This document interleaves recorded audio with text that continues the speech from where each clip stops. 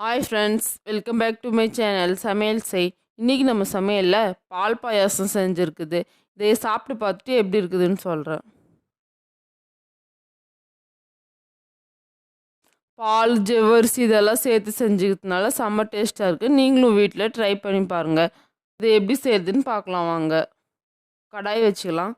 கடாய் கொஞ்சம் ஹீட் ஆனதும் 1/2 table spoon நெய் சேர்த்துக்கலாம். நெய் கொஞ்சம் காஞ்சதும் முந்திரி பருப்பு எடுத்து வச்சுக்குது, அதை சேர்த்துக்கலாம். சேர்த்துட்டு நல்லா பொன்னிறமாக வறுத்துக்கலாம். பாருங்கள், இந்த அளவுக்கு வறுத்ததும் திராட்சை சேர்த்துக்கலாம். சேர்த்துட்டு நல்லா வறுத்துக்கலாம்.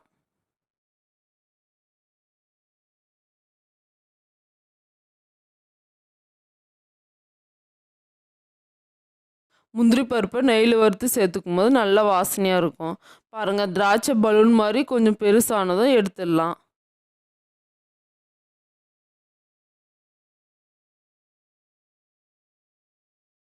இந்த கடாயிலே 1/2 கிலோ சேமியா எடுத்து வச்சுக்கிறேன், அதை சேர்த்துக்கலாம்.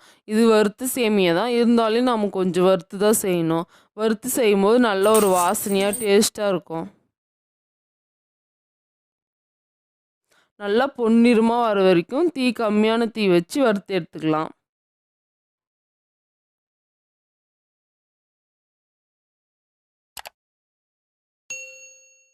இந்த அளவுக்கு நல்லா வறுத்ததும் எடுத்துடலாம். இப்போது பாயாசம் செய்கிறதுக்கு ஒரு பெரிய கடாய் வச்சுக்கிறேன், அதில் தண்ணி சேர்த்துக்கலாம். நான் 1.5 லிட்டர் தண்ணி சேர்த்துக்கிறேன். இது கூட கண்ணாடி ஜவ்வரிசி எடுத்து வச்சுக்கிறேன், அதை 100 கிராம் சேர்த்துக்கலாம்.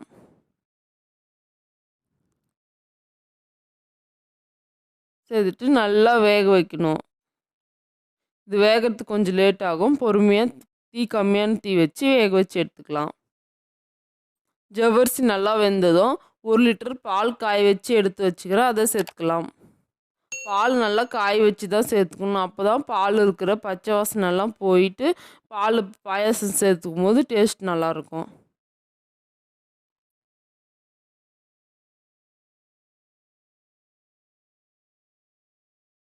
இது கூடவே 4 ஏலக்காய் இடித்து வச்சுக்கிறேன், அதை சேர்த்துக்கலாம். ஏலக்காய் சேர்த்துக்கும் போது நல்ல ஒரு வாசனையாக இருக்கும். பால் நல்லா கொதித்து வர வரைக்கும் வெயிட் பண்ணலாம்.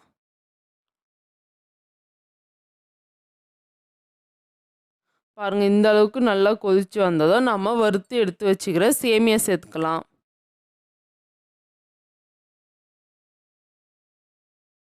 சேர்த்துட்டு நல்லா மிக்ஸ் பண்ணிக்கலாம்.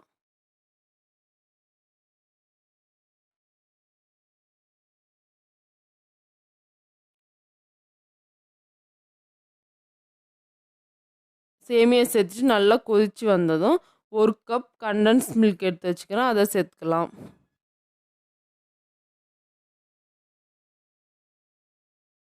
இது ஆப்ஷனல் தான், இது சேர்க்காம சர்க்கரை கூட சேர்த்து செய்யலாம், டேஸ்ட் நல்லா தான் இருக்கும்.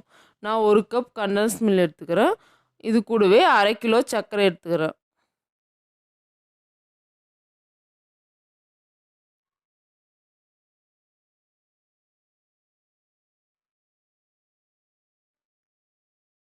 கண்டன்ஸ் மில்க் நல்லா கரைஞ்சி வந்ததும் 1/2 கிலோ சர்க்கரை எடுத்து வச்சுக்கிறேன், அதை சேர்த்துக்கலாம்.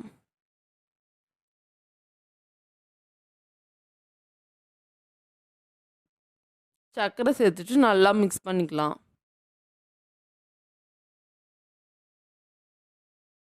சர்க்கரை நல்லா கரைஞ்சி வந்ததும் தேங்காய் துருவி வச்சுக்கிறேன், அதை சேர்த்துக்கலாம். தேங்காய் ஆப்ஷனல் தான், உங்களுக்கு தேவைப்பட்டால் சேர்த்துக்கலாம்.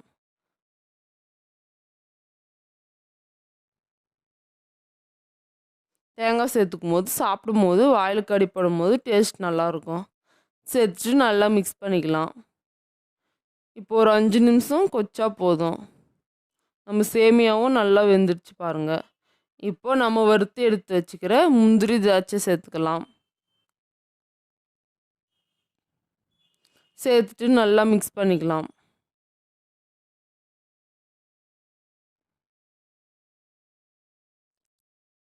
இந்த பாயாசம் செம்ம டேஸ்ட்டாக இருக்கும். நீங்களும் வீட்டில் ட்ரை பண்ணி பாருங்கள். ட்ரை பண்ணி பார்த்துட்டு எப்படி இருக்குதுன்னு கீழே கமெண்ட்ஸில் சொல்லுங்கள்.